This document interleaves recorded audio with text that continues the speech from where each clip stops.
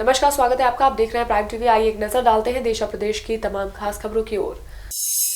Donald Trump ने corona virus के बढ़ते मामलों के बाद अमेरिका में नेशनल इमरजेंसी घोषित कर दी है। सभी राज्यों को फौरन सख्ती से एहतियाती उपाय करने को कहा है। ट्रंप ने कहा, मैं आधिकारिक तौर पर देश में आपातकाल की घोषणा करता हूं। इससे अमेरिकी राज्यों में कोरोना वायरस महामारी से निपटने के लिए ट्रंप प्रशासन से राज्य सरकार को $50 अरब की राशि मिलेगी। दूसरी तरफ दुनिया में कोरोना वायरस के कुल 1,45,674 मामले सामने आ चुके हैं। आज सुबह तक कुल 5436 लोगों की मौत हो गई।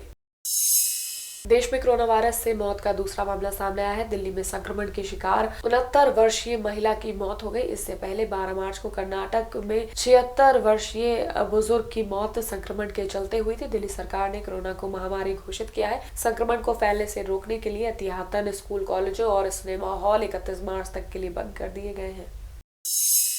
म्यांमार में दुनिया के सबसे छोटे डायनासोर का अवशेष मिला है। ये एक एम्बर में सुरक्षित मिला है। इसकी मौत पेड़ के छिद्र में सिर अटकने से हुई। इसके बाद पेड़ की गोंद ने इसके सिर को कवर कर लिया। इससे सिर का हिस्सा सुरक्षित बच गया। ये करीब 990 लाख साल पुराना बताया जा रहा है। रिसर्चर ने इसका नाम ओक्लूडेंटावीस खोंगरेराए रखा है। ये जीव वर्तमान में मौजूद 2 ग्राम से भी कम वजनी क्यूबाई हमिंग बर्ड से भी छोटा है। ये परागकणों को छोड़कर कीट पतंगों को अपना शिकार बनाता रहा।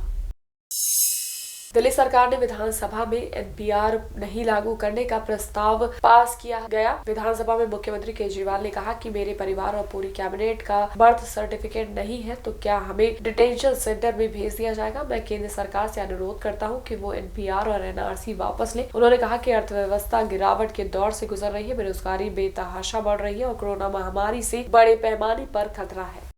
हमारे देश में इस टाइम बेरोजगारी बहुत बड़े स्तर पे बढ़ी हुई है। हमारे बच्चे बेरोजगार घूम रहे हैं और बेरोजगारी दिन ब दिन इतनी बढ़ती जा रही है क्योंकि अर्थव्यवस्था का बहुत बुरा हाल हो चुका है।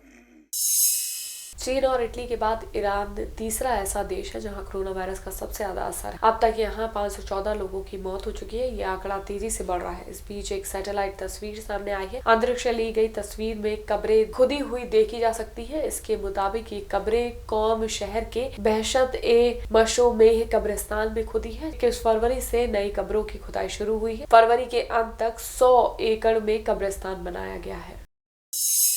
मध्य प्रदेश में सियासी उथल पुथल चरम पर है। भोपाल में ज्योतिरादित्य सिंधिया को कांग्रेस कार्यकर्ताओं ने काले झंडे दिखाए और उनके खिलाफ नारेबाजी की। सिंधिया जब एयरपोर्ट रवाना हो रहे थे तब कमला पार्क के पास कांग्रेस कार्यकर्ताओं ने उन्हें काले झंडे दिखाए और उनके खिलाफ नारेबाजी की। कांग्रेसियों ने कथित तौर पर उनकी कार रोकने की कोशिश भी की। भाजपा ने सिंधिया पर हमले की कोशिश का आरोप लगाया। पूर्व मुख्यमंत्री शिवराज सिंह चौहान ने कहा, ज्योतिरादित्य पर हमले की कोशिश हुई। पूर्व केंद्रीय मंत्री, भारतीय जनता पार्टी के वरिष्ठ नेता, राज्यसभा के बीजेपी के उम्मीदवार श्रीमान ज्योतिरादित्य सिंधिया के ऊपर जानलेवा हमला करने का प्रयास किया गया।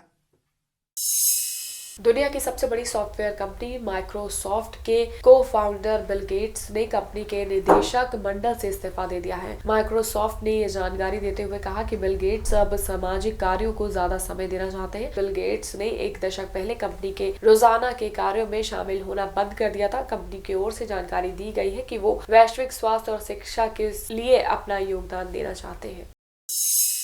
मुंबई सेंट्रल स्टेशन का नाम बदलकर नाना शंकर सेठ टर्मिनस करने के प्रस्ताव को हरी झंडी मिल गई है। महाराष्ट्र विधानसभा ने सर्वसम्मति से स्टेशन का नाम बदलने के प्रस्ताव को पास कर दिया है। महाराष्ट्र की सत्ता में काबिज शिवसेना लंबे समय से मुंबई सेंट्रल का नाम बदलकर शंकर सेठ के नाम पर करने की मांग कर रही थी। प्रस्ताव विधानसभा में पारित हो गया। जगन्नाथ शंकर सेठ एक उद्योगपति और शिक्षाविद थे। वो भारत की पहली रेलवे कंपनी के पहले निदेशकों में से एक थे।